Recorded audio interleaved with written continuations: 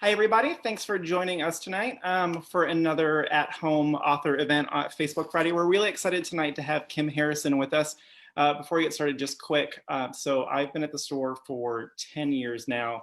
And when I became the event coordinator, I was already a big fan of the Hollow series. And so one of the first events that I actually sent in a proposal for somebody that wasn't already part of kind of an established tour already. I just said to the publicist, hey, we really love this author. We're really excited tonight to have Kim Harrison with us. Before we get started, just quick. So I've been at the store for, oh, there we go. Sorry, I could hear myself through the Facebook. So anyway, so one of the first events that I sent into a publicist and said, hey, we'd really love to have this author. I know they aren't part of the tour, was actually at-home author event on Facebook. We're really excited tonight to have Kim Harrison with us. What's going on here? There we go. So I'm super excited that we get to do this way too. We've had Kim at the store for Pale Demon and then Ever After. Already part of kind of an established tour already. I just sent to the publicist Facebook. So anyway, so one of the first events I sent into a publicist and said, hey, we'd really love to have this author Kim Harrison with us. Sorry guys, so I'm super excited that we get to do this way too. We've had Kim at the store. Kim, can you hear me okay? I can hear you, yeah, both times.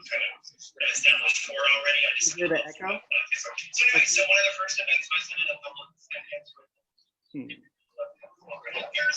Sorry guys, so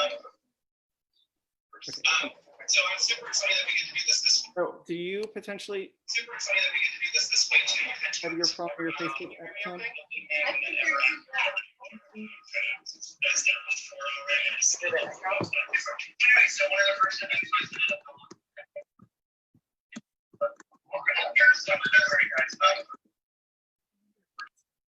Okay, there we go. Okay, got it. Can you hear me now?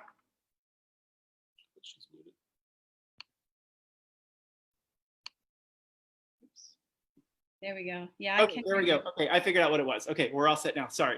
So again, sorry about that, guys. So we're super excited. So we've got Kim Harrison with us tonight. She's the author of the #1 New York Times bestselling Hollow series, including The Witch with No Name, The Undead Pool, and Ever After. She has published more than 24 books from young adult to speculative thriller, has written short fiction or various anthologies, and has scripted 2 original graphic novels set in the Hollows universe. She also has published traditional fantasy under the name Dawn Cook. Kim was born and raised in Michigan and is currently working on a new Hollows book between other projects. So thanks for joining us tonight. It's so exciting to have a new book out in the Hollows world. Kind of just to get us started off, can you give us a quick elevator pitch for the new book? Oh, I knew you were going to ask that. Elevator pitch. Well, we are a few months after the end of Witch with No Name. That little excerpt at the end hasn't happened. And Rachel and Trent are doing just fine. They're settling into their new routine, and there is a new big bad ugly in Cincinnati, and she has to take care of it. So that's the teeny tiny elevator pitch. That's a good one. So did you know when you were finishing The Witch with No Name, did you think that you were going to go back to the series? Or so how did that happen that you dipped back into the world? You know, I was done. I wrapped it up with a beautiful bow, and I loved the ending. Most of the readers loved the ending. I wanted to give Rachel a break. She deserved her happy ever after. And I put it to bed. In fact, I didn't throw away all my notes, but I can't find them of the whole, which has turned out to be not a good thing. And I went on to write other things. I wanted to stretch my writing abilities. I wanted to write in, third person for a while. I wanted to learn how to tell a story from a different way. First person, I love first person, but it is kind of limited in its own way. And I did that for a while, but then I got missing Rachel, and her story wasn't over yet. So I dipped back in and picked up right where I left off. Yeah, it's interesting because I was telling you before we got started that I had realized I'd missed the last 2 books in the series. So I went back and got to get caught up. It's so interesting that kind of when authors start a series, you have kind of created this world, and then you kind of spent 13 books kind of completely breaking that world from where it started with magic and stuff like that. So how do you even approach now that you've kind of done all of the work of breaking everything, so it's all completely different. So how do you start kind of almost rebuilding that again? It's not easy because you still have the rules from book one that you have to give your nod to and make sure that you keep on the straight and narrow. um, it's hard. I've been bringing in more new characters, different characters, to try to separate from the first 14 books. That helps quite a bit. The relationships have changed a lot, so that feels like a clean slate in a lot of ways. The dynamics are different. Trent has kids now. Mhm. Rachel's relaxed a little bit. She's not so uptight. She's got her own money, so to speak. She's got her solid friends, her found family. But as far as getting back into it from a nuts and bolts perspective, I didn't see any difficulty there. It's just walking back into the hollows and writing that first sentence. It was like coming home. It really, really was. Before I forget, everybody who's watching on Facebook, if you have any questions for Kim while we're chatting, post them in the comments. My coworker McKenna, the store owner, is kind of watching and keeping an eye on those, and she'll be feeding me those questions, and we'll leave some time for those at the end. So definitely post those below. It's interesting that you said it's kind of like coming home. I was telling you also before we got started that just kind of with everything going on with COVID, and kind of trying to figure out what that means for bookstores, a lot of my reading taste has gone back to urban fantasy.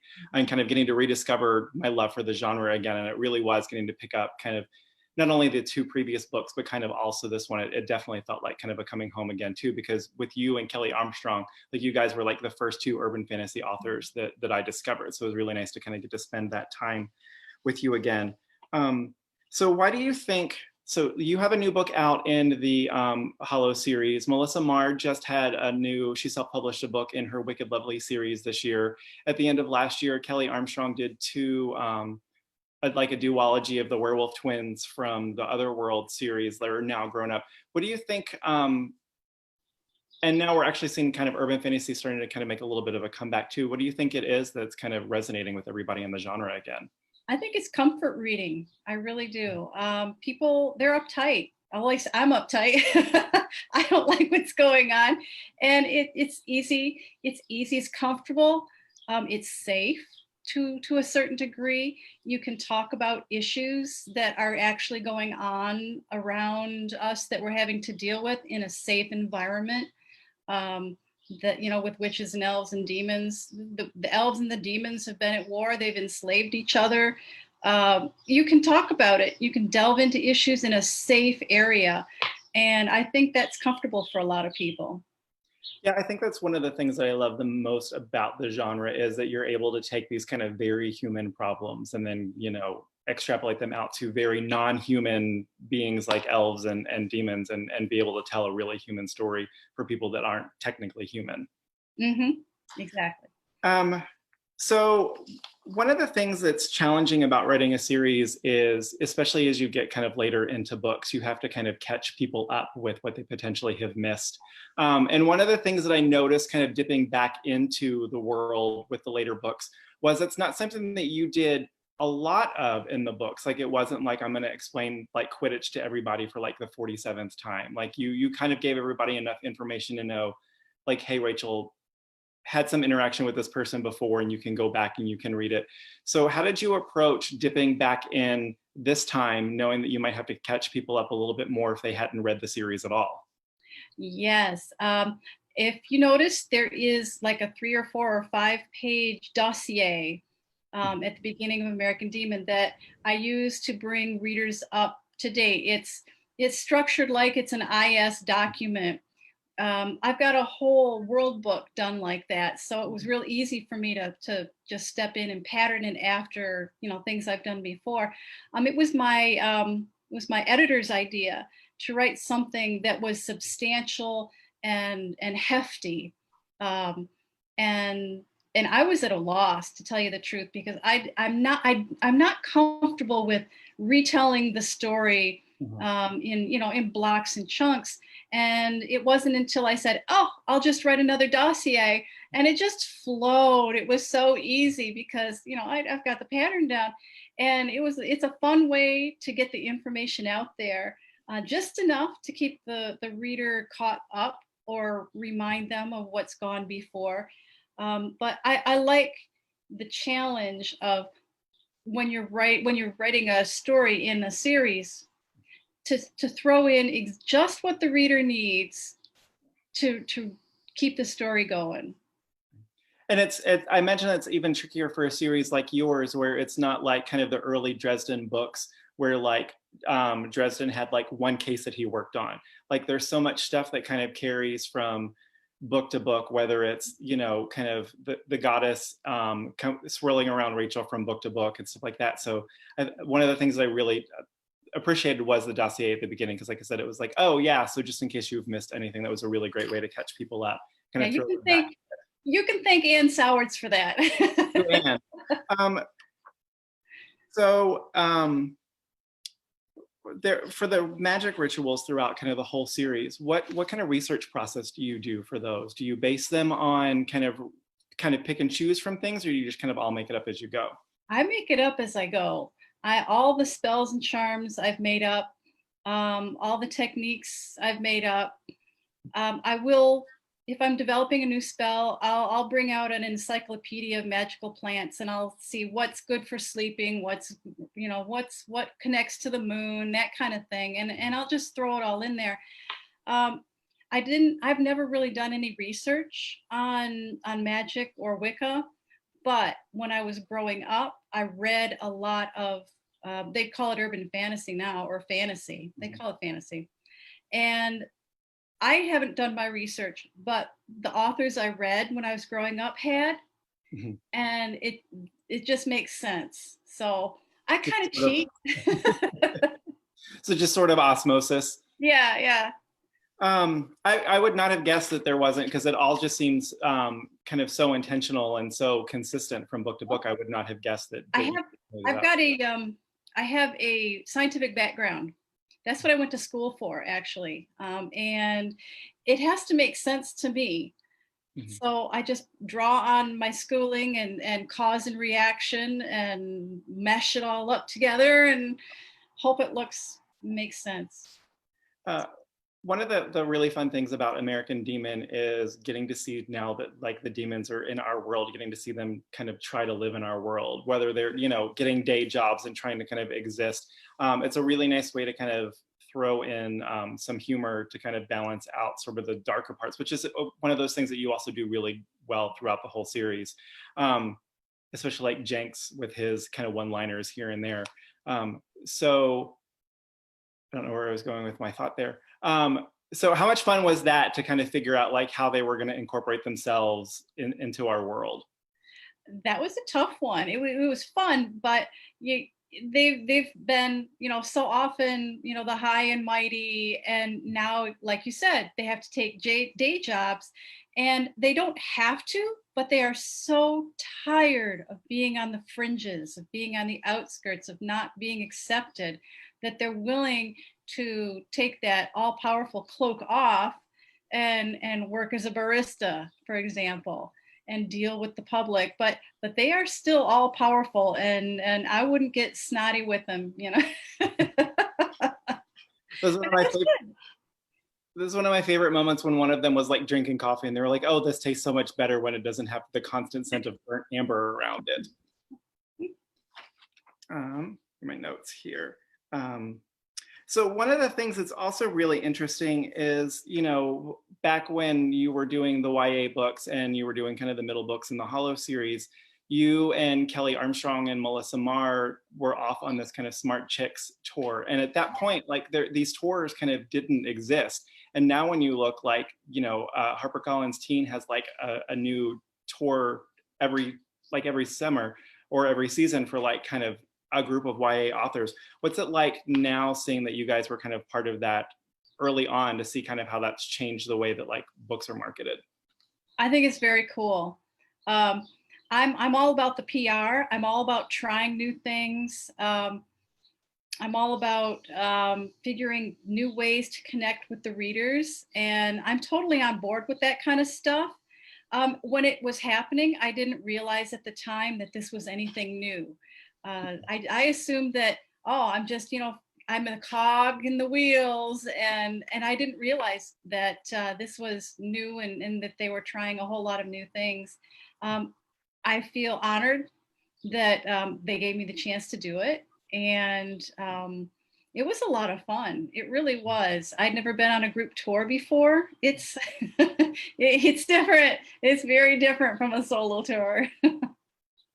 Um, let's see, we've got a couple of crowd questions in here. Jennifer asks if you know how many books you're going to have in this new part of the Hollow series. Oh, I don't know how many. No. Let's hope there's lots and lots. Right now, the sequel to American Demon has been written. It's sitting on my editor's desk. It's going to be titled $1 Million Baby, or not $1 Million Demon, off of the play of $1 Million Baby. Oh, nice. Clint Eastwood movie. Yeah. We'll find out probably within the next year or so, I'm thinking, if my contract is extended. I don't see why it wouldn't be. Everything seems to be going good, knock on wood. Yeah. So I'm ready to take it for at least 4 books. I can easily see 4 books. And once I get to that 3rd book, I'll probably be able to see where I could take it further. I got lots to do yet. And it's nice you have a good, you've got a lot of wiggle room there between kind of where this book picks off and kind of how you left with the epilogue for the last one. So that's exciting. Mm-hmm. Anne Marie asks, now that Rachel and company are back, will you write any other short stories for the Hollows world for any anthologies? Will I write any more shorts for the anthologies? That was kind of a tradition at Harper to have a short story that they like to put in the mass market. I haven't heard anything about doing that for any at Ace. And unless they ask for one, I probably won't write it, simply because I'd rather work on a novel. Mm-hmm. But it's not out of the question. If I'm asked, I'll probably do one. Jana asks, now that you've dived back into the world, do you see yourself doing any kind of spin-off from somebody else's point of view, delving into more backstory and history, like one of the demons? Not if Rachel is still around. I would not do a spin-off. Now, having said that, I would really like to go back to the Demon Elf War and do something from Al's point of view. I think that would be really fun, because Newt would be there, Al would be there, Dolly would be there. I could also go back to the 60s when the turn was taking place. Mm-hmm. And I could do something from Trent's dad and mom. I would also dearly love to see Trent and Rachel at summer camp. I think that would be absolutely hilarious. I think a lot of questions would be answered if I was able to write that book. But right now, I'm just everything. I don't want to nail myself down into any direction. I like keeping it free and open, and it really is right now. I could go anywhere I want to, and that's a fun place to be. Do you feel less pressure doing it now that you sort of kind of rebooted the series versus when you were doing it before, while kind of the series was still ongoing? Do I feel less pressure? Mm-hmm. You mean just overall?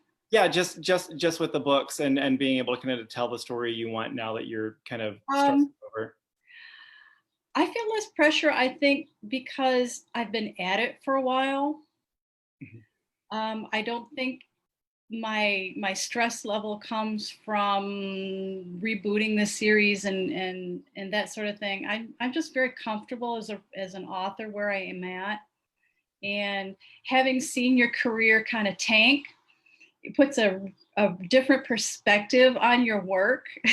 It was really hard those 5 years between the books, when I tried to do something else and it wasn't as successful as I wanted it to be.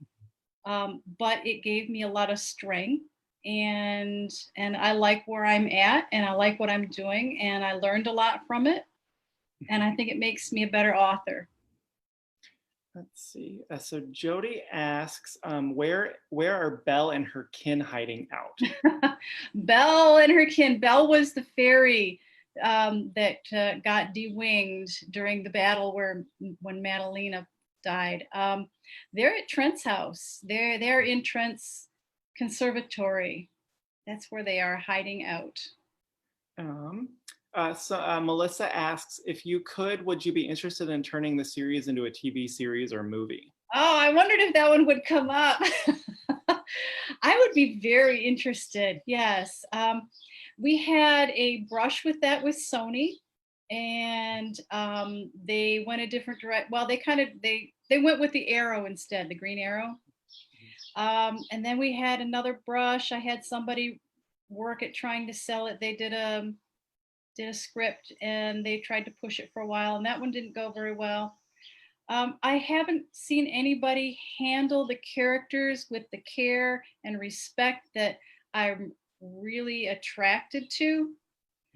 And because I write books instead of producing movies, that's where I focus my attention, is on the books. But if somebody was treating the characters with the respect they deserve and not trying to make them into something else, I would be so on board with that. I really would. So Nikki says she loves that you've named the gargoyles after musical references and that the ley lines resonate with sound and music. Where did you get that idea from? I had no idea. I'm thinking I decided to pattern the gargoyles after music because they live on churches. And music is such an important part of churches and celebrating, that it would just be a natural step that's how they pick their names. That reminds me that I had a super spoilery question that I was going to ask you before we started chatting, so I will just email it to your publicist when we're done, so I won't spoil anything for anybody. Sarah asks, during this COVID pandemic, do you feel yipped by the lack of magic? Do I feel what? Yipped, Y-I-P-P-E-D, yipped. I am not sure I understand what that is. All right, don't either. Sarah, if you were watching, if you want to clarify that for us a little bit. So Renee has a question. So will Biss ever be able to teach Rachel how to jump the line since her soul resonance has changed? That is the question. And one I'd like to delve into about 12 months from now. Yeah, that is a tricky one. I think so. But as soon as Rachel gets that ability, she's like a dragon. She can go anywhere, do anything. And she may as well be the goddess at that point. So that is something that as a writer, I have to kind of keep giving and taking back and taking it back and taking it back. So Joy asks, are you still knitting your dragons and are they behind you? Yes, they are behind me. I am still knitting the dragons. In fact, I made 4 of them the first month of the COVID thing, because that's what I do when I'm stressed. I knit. Lately, I've been making a gargoyle. I've almost got my gargoyle pattern done. Went out and bought some new yarn for that just the other day. He's very sweet. So yes, I am still knitting my dragons. Jane asks, will Perry Reed make a comeback? I hope so. I really enjoyed Perry Reed. It was a completely different flavor from the hollows, which I think a lot of regular hollow readers didn't find palatable. It was me exploring as a writer, Alzheimer's just a wee little bit, and kind of putting it into a powerful setting.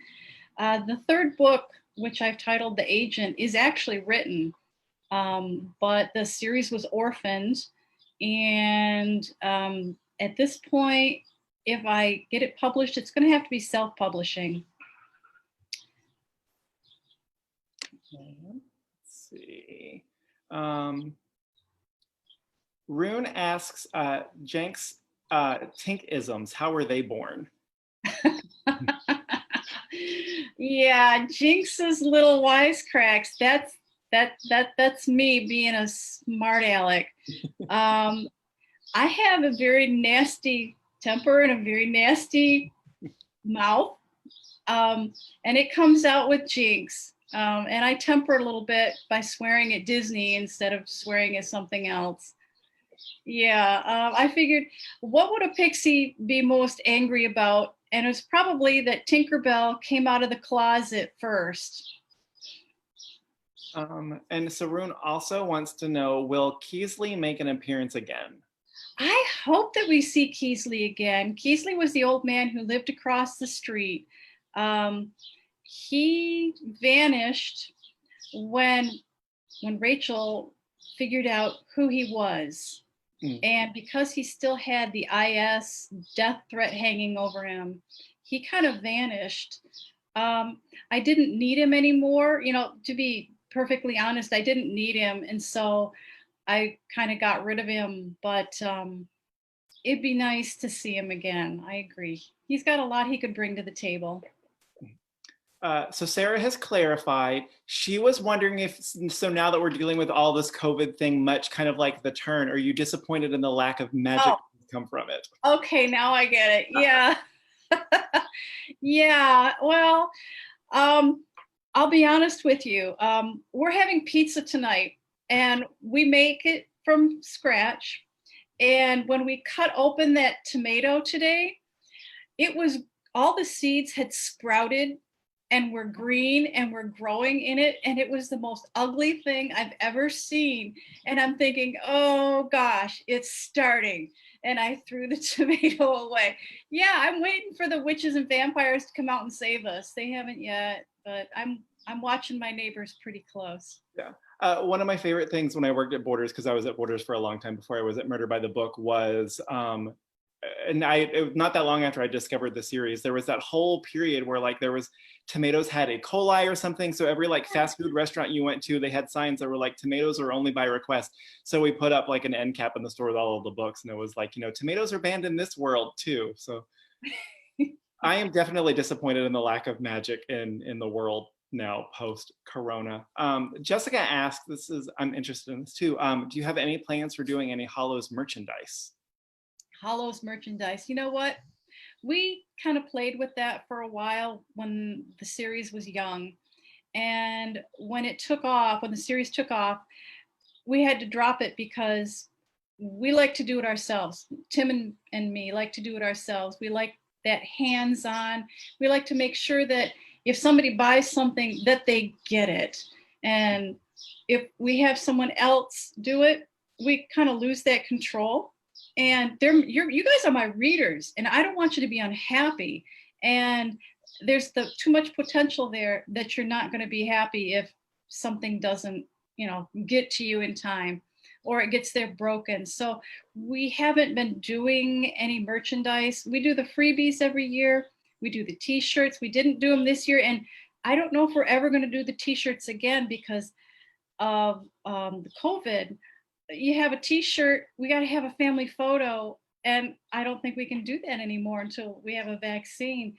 And it's been hard because I love sharing with you guys, the readers, to have to pull back and not do things. So maybe we'll have some merchandise later, but I'm not counting on it. I write books, I don't do merchandise.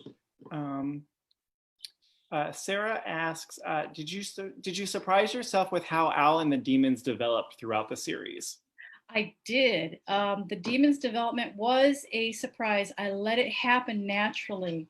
When I plot out a book or try to plot out a series, it's always hard goals like do this, do that, do the other thing, rescue this, you know, get rid of that. The relationships and the character development and how a species develops in my thoughts, that's all organic. It happens on the fly. It's a nice mix of structure and free form that works well for me. So I had no idea of where the demons were going to go. until they actually got there.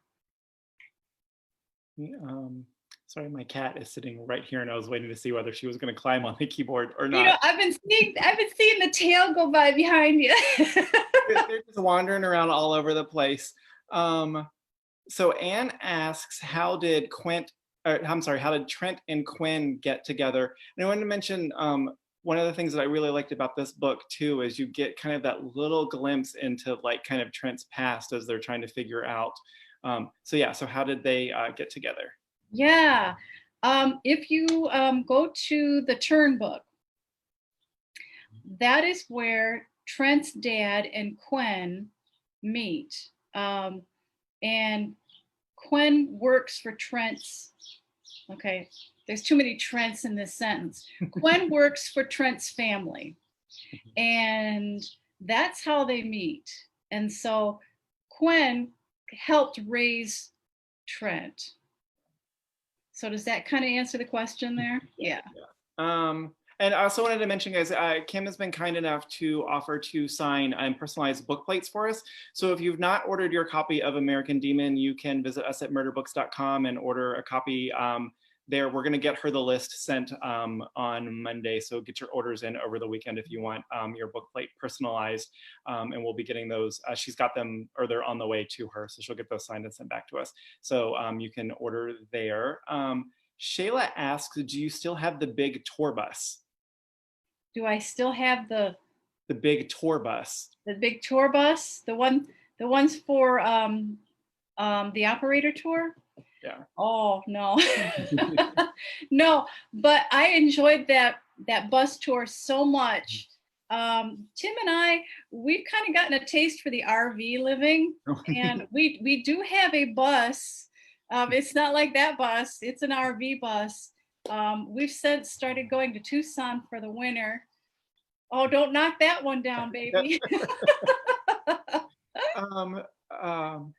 So Roxanne asks, in another interview, you mentioned that the next book is with the publisher. Is there a working title, which I think you mentioned a title already? There it goes. Oh. And there goes the other one scampering. So she asks if there is a working title with the publisher and if you have a release date for the next one. Yeah, we've got the working, the title is $1 Million Demon. And there is a release date, but it's tentative, and I've been asked not to share it. But yeah, it's next year. Just for kind of an added release date thing, publishers are changing so many release dates now. So basically there was a whole kind of period like June, basically, when things started closing down, publishers were changing dates when things were coming out because they weren't sure when stores were going to be open. So if you guys see a lot of publication dates changing, that's kind of why. Jane asks, what is Rachel's true inspiration to keep going? What is Rachel's true inspiration to keep going? I think she just doesn't know how to quit. Her history of being ill as a child and having to work to get up and brush her teeth and get her hair in order and just get out the door and just be a regular person. She had to work at that for a long, long time. So she's just being uncomfortable is kind of her mode of operandi. And when you're uncomfortable, everything's changing, and that's her thing. That's one of the reasons why it kind of didn't surprise me when I saw that you had another book coming out in the world, because Rachel just doesn't seem like she would be the type of person to just kind of, ride off into the sunset and have a chill existence ever. No. Rune asks if we're going to see Siri again in the future. Are we going to see Siri in the future? Maybe in a short. We might see her in a short story, but not any big chunks. No. And then Jody asks, why did you choose to bring a dog into the house? Why did I choose to bring a dog into the house? Oh, into Trent's. You know what? I love dogs. I love big dogs. I've got, I love little dogs. I'm waiting on a puppy and I can't stand it. But I never brought them into the hollows because dogs are high maintenance. You got to remember to walk them. You got to remember to feed them. You know, cats can kind of get along without you a little bit easier than a dog.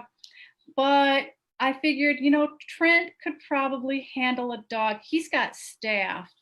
So if he forgets to take care of the dog, it's not a big deal. And if you notice, whenever I bring up the dog, it's Jonathan's been taking care of him. You know, the dog smells like the outside. We know he's been out, but he's still Trent's dog. One of the things that there's just so much that I loved about this book, kind of going back to kind of Rachel being able to keep going. One of the things I really loved was while she was trying to find her footing, like she's dealing with kind of the construction of the church. So it was really interesting to see that how kind of she had this feeling of kind of having lost her home while she was also trying to figure out kind of where she fit into everything, you know, after she kind of broke it magic and put it back together. So I really appreciated those scenes of just also Ivy and Jenks and everybody trying to figure out kind of how they were going to fit into each other's lives again. Let's see what else we've got. Shayla wants Calvin, my cat, to know he's adorable. Thank you. He appreciates that. He is not the one, so he is, because he is not the one that knocked over the book.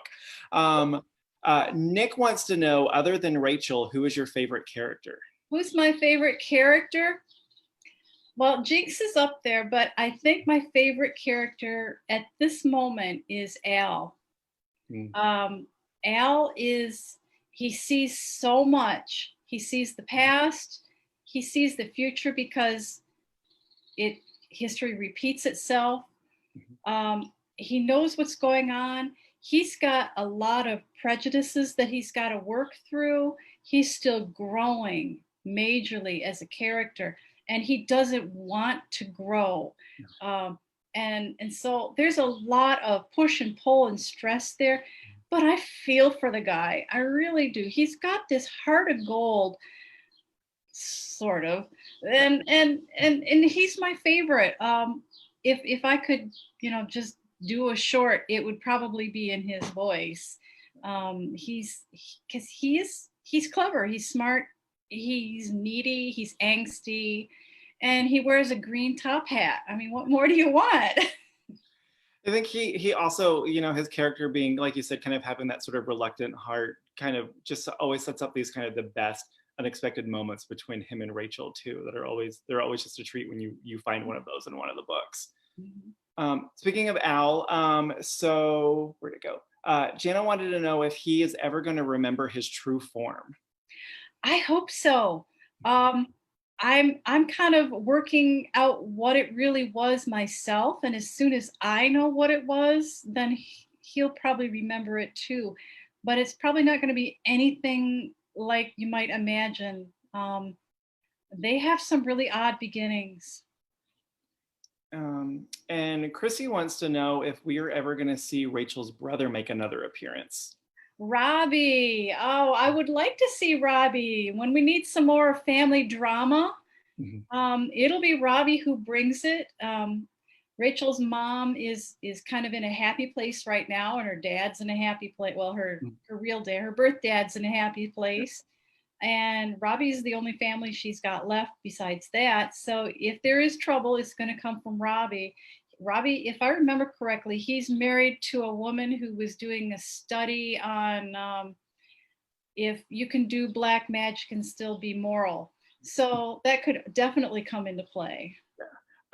So kind of going with that, Tessa wants to know what exactly is smut, and will the demons and Rachel ever to be able to get rid of it or avoid it in the future now that there's a new ever after? Okay, they have gotten rid of all their smut. That was what they used to create the new ever after. Yeah, they will start accumulating it again.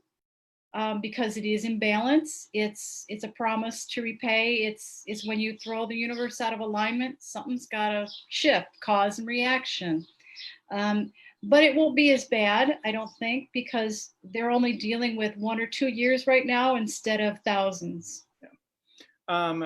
So I'm going to do a couple more from the crowd before we tune out. So Roxanne, I'm excited to hear your answer for this one too. Roxanne wants to know, what is the sound of Toccata's music? Oh, Toccata's music. You know what? I really haven't settled on a sound. It's not a headbanger. It's, oh, I don't know, maybe some, now you put me on the spot. Um, just pick a band from the 80s. Well, maybe 90s, 90s grunge, 90s grunge. So Bryce wants to know what you read for pleasure, and do you read within your genre, and do you have a favorite series? You know, I'm almost embarrassed to say I don't read a lot. And when I do read, it is in the genre, and it's usually a book for possible blurbage. I don't read a lot. I think it's because I don't get inspiration from the books I read. I get my inspiration from the music I listen to and the movies I watch and just the people I watch and the people I interact with. That's where I get my inspiration. And so I'd rather intake from that than another book. Yeah. So I meant to ask this earlier when we were talking about kind of dipping back into urban fantasy. Was there any temptation to jump back into kind of the more traditional fantasy Dawn Cook stuff, since that was kind of having its big moment lately? You know, I wouldn't say no to that, but having gotten a taste for writing science and magic all mixed up together, that is really hard to step away from for me, because I like both worlds. Yeah. And I enjoyed the fantasy, but I hate to say this because I don't write to sell, but it doesn't sell as well. And yeah. I like to eat. Eating is, as we say at the store all the time, eating is a hard habit to break. Yeah. So Renee wants, and this will be the last one that we get to. Renee wants to know, do you see the epilogue in The Witch with No Name as the happy ending for Rachel and Trent, or will it change? I do. I see that as the ultimate end.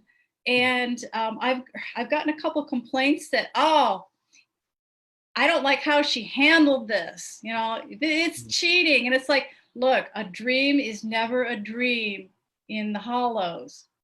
There's, you know, it means something, and we're going to get there. It's a promise, but there's going to be a lot of ugly in between. I'm glad to hear you say that, because that sort of goes with the spoilery question that I wanted to ask. So it's good to know kind of where things are going to go, and now the fun part is to figure out how you're going to get us there. So I'm excited to see how that happens.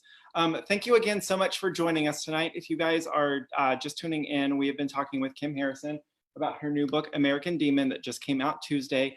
We are going to be getting some signed and personalized book plates from her, so you can visit us at murderbooks.com or give us a call, 713-524-8597, and get your orders in over the weekend, because we'll be sending her a list of personalizations on Monday. Just quick store update, we are still currently closed for browsing, but we are offering curbside pickup, so you can get in touch with us the ways I just mentioned to do that. We've got a ton of stuff coming up, so definitely check out the store's website for events in July. We're working on some really exciting stuff now that we're able to do these kind of virtually. So Kim, thank you so much for joining us. It was really nice to get to chat with you again, and hopefully we'll get to do this maybe in the store again sometime soon. I hope so. I hope so. This has been fun. Thank you. Thanks. Take care. You too. Bye.